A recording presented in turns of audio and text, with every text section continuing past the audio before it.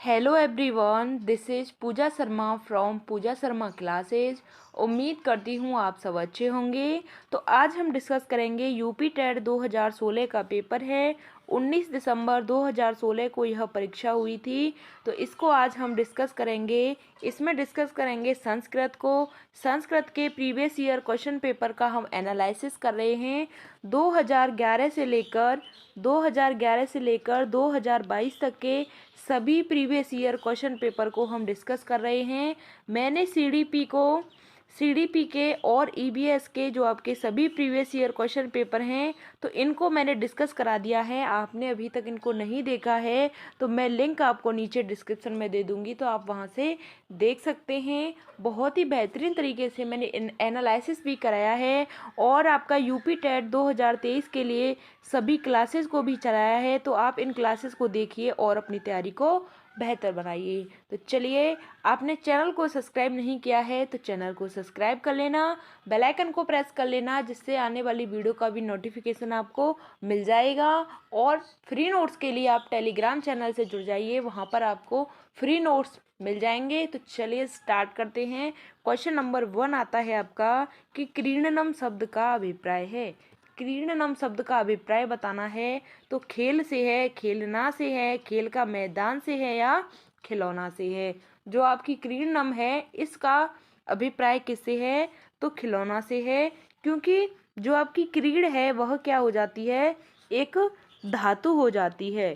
Creed क्या हो जाती है, धातु हो जाती है। तो इसका अभिप्राय बताना है क्रीडनम का, तो इसका सही आंसर हो जाता है खिलौना, ऑप्शन नंबर 4। क्वेश्चन नंबर आपका सेकंड आता है कि आश्रम में बटा स्वस्थ निम्ब का शोका मृमलक वृक्ष आसन वाक्य में उल्लिखित वृक्षों की संख्या है। यानी कि इसमें इतना बड़ा आपको नाम दे दिया है, इसमें पूछा है कि कितने वृक्ष हैं, तो आपको बताना है कि बटा का मतलब क्या होता है, आपका बरगद होता है। बटा का मतलब क्या होता है, बरगद होता है। स्वस्थ का मतलब क्या हो जाता है, आपका पीपल। और निम्न का मतलब हो जाता है आपका नीम। शोका का मतलब हो जाता है आपका अशोक। और शोक का आम्र का मतलब हो जाता है आम। और मृलक का मतलब हो जाता है आंवला। क्या हो जाता है, आंवला हो जाता है। इसमें पूछा है कि वृक्ष आसन वाक्य में उल्लिखित वृक्षों की संख्या बतानी है। तो आपके कितने वृक्ष हो गए, बटा का मतलब बरगद हो गया, स्वस्थ का मतलब पीपल हो गया, निम्न का मतलब नीम हो गया, शोका का मतलब अशोक हो गया, और आम्र का मतलब आम हो गया, मृलक का मतलब आंवला हो गया। तो इसमें कितने वृक्ष हैं, 1 2 3 4 5 6। यानी कि इसमें कितने वृक्ष हो जाते हैं, आपके 6 वृक्ष हो जाते हैं।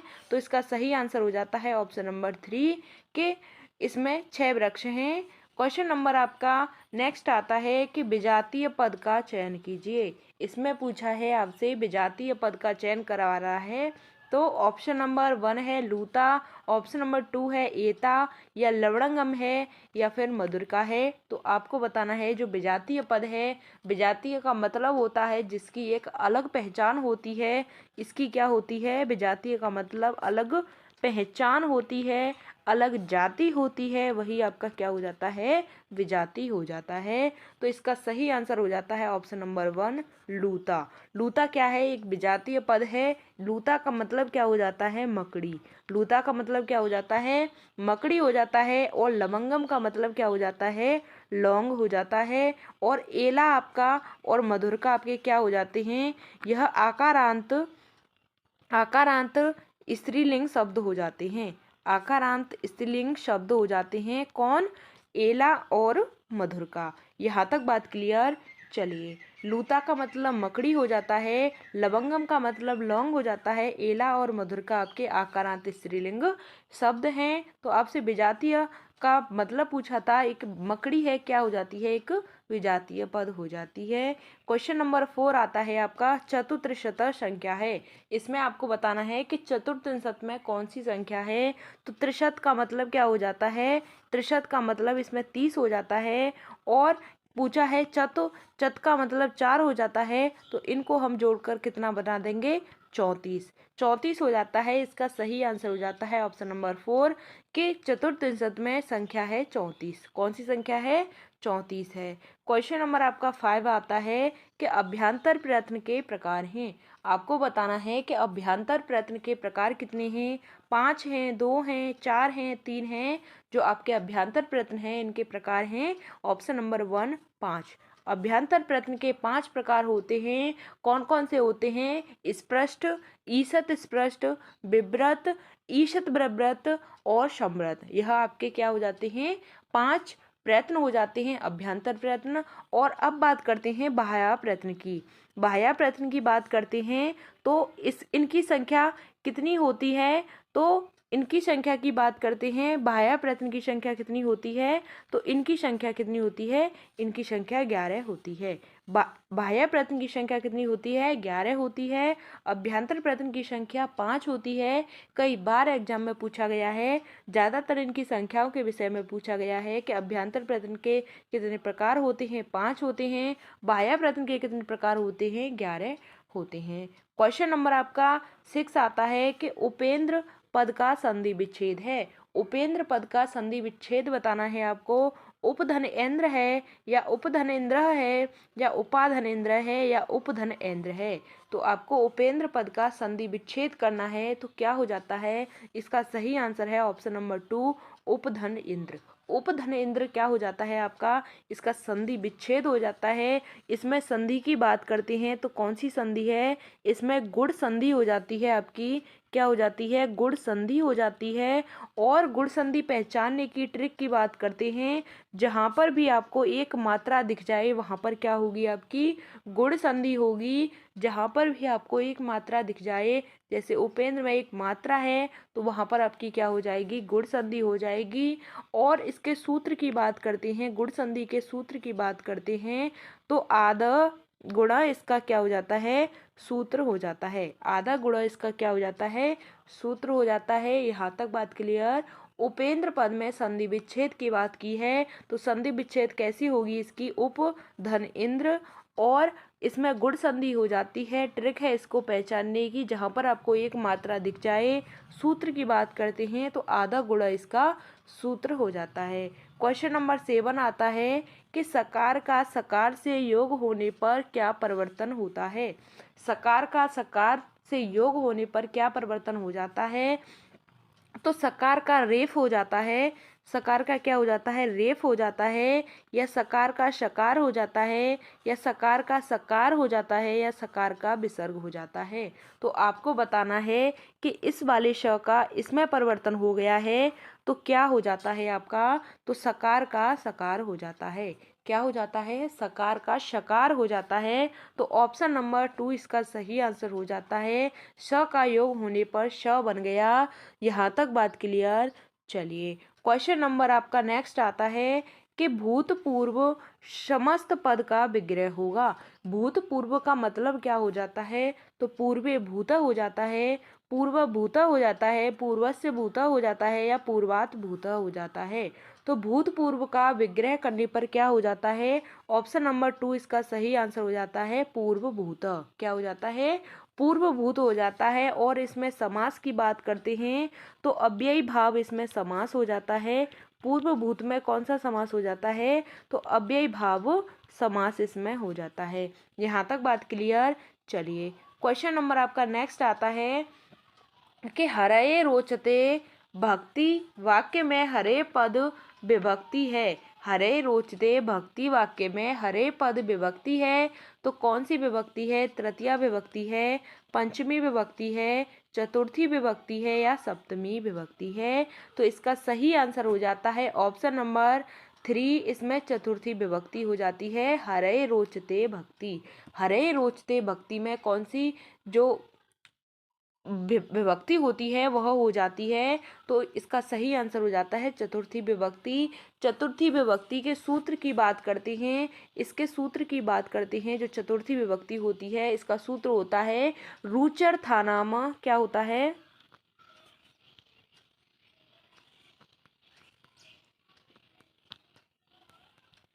रुचर्थानाम प्रियमाणा। रुचर्थानाम प्रियमाणा इसका सूत्र हो जाता है कौन सी विभक्ति का?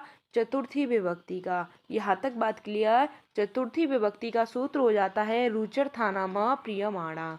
क्वेश्चन नंबर नेक्स्ट आता है कि परिमाण मात्र में कौन सी विभक्ति होती है।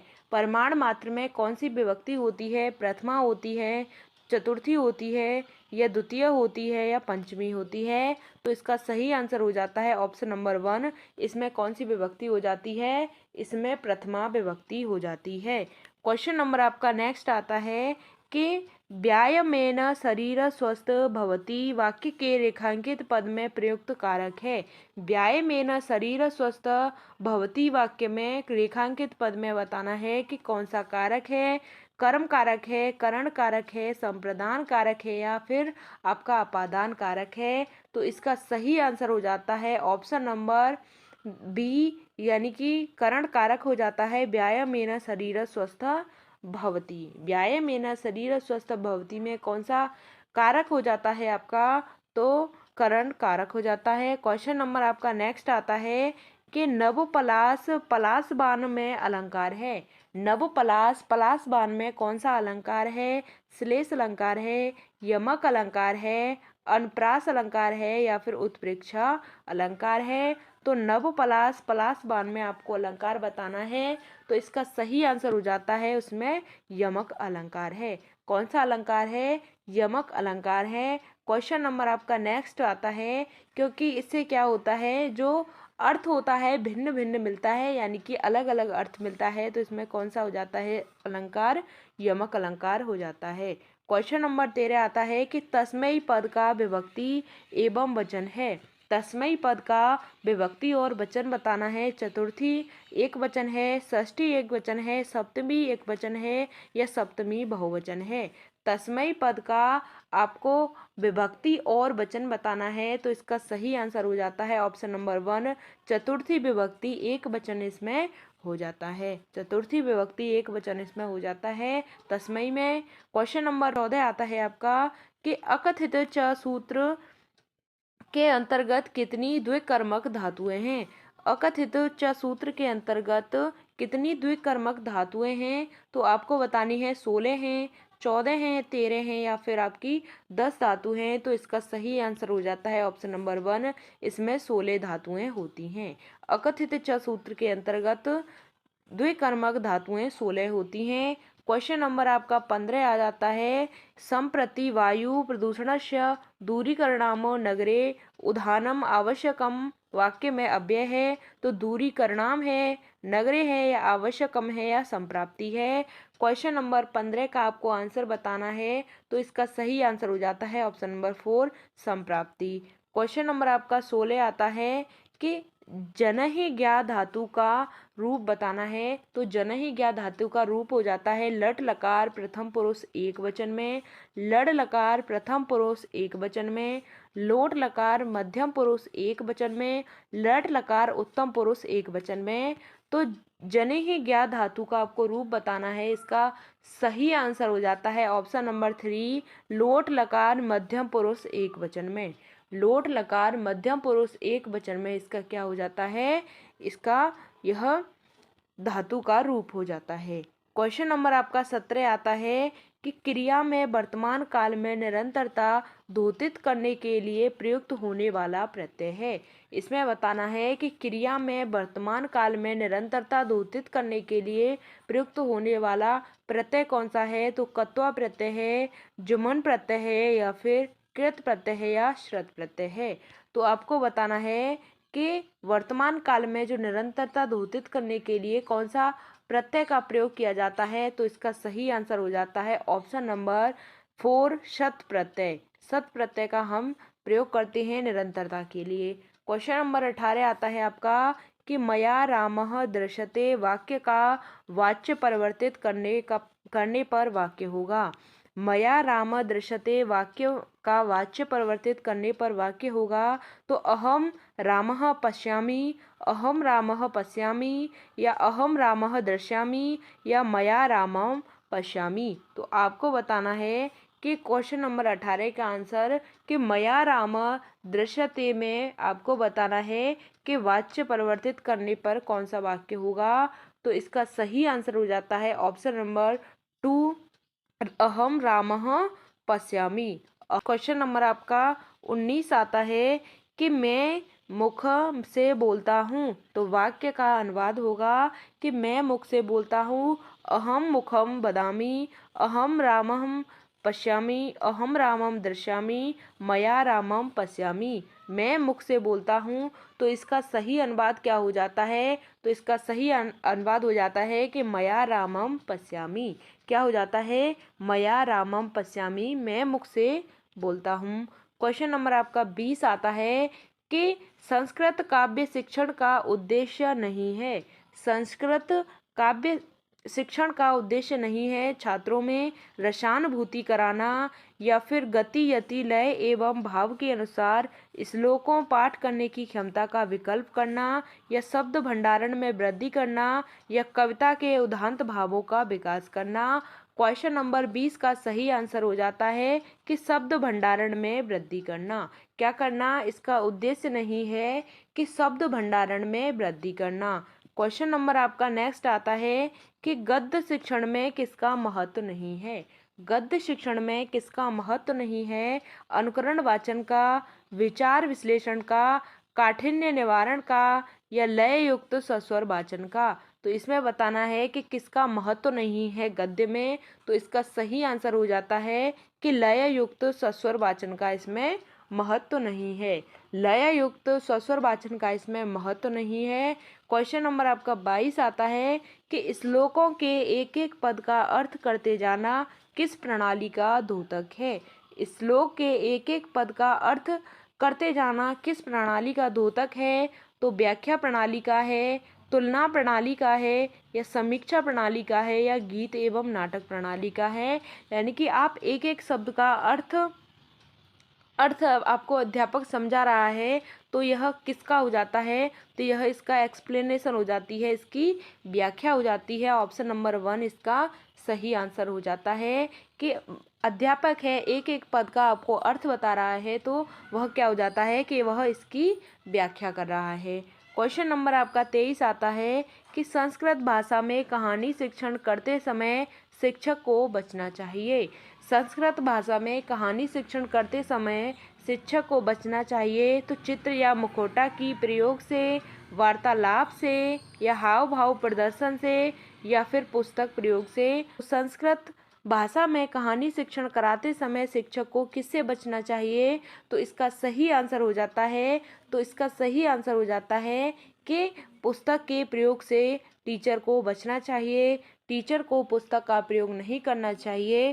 क्वेश्चन नंबर आपका नेक्स्ट आता है कि फ्लैश कार्ड शिक्षण अधिगम सामग्री है।